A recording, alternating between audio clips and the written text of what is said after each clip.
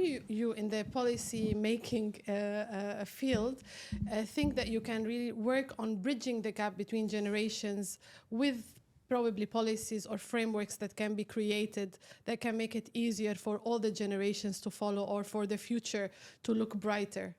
Yeah, it's a great question. So actually, the not many people realize the importance of policy making and how it works and the process.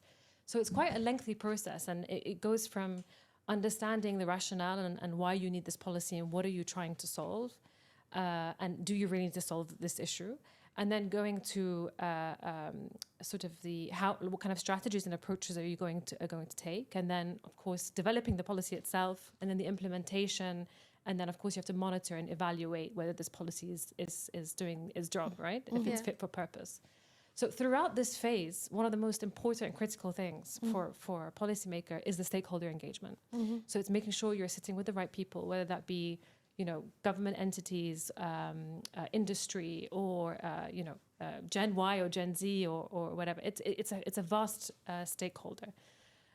To ensure that that policy, like I said, is fit for purpose and it's the closest to reality as possible. Because the last thing a government wants to do is implement a policy and then have to retract it several years later, or implement a policy that's taken years to develop and then it doesn't actually do what it's meant to do.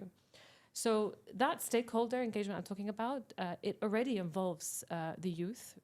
In the end of the day, when we develop policy, it is a lengthy process, as I said. It takes years.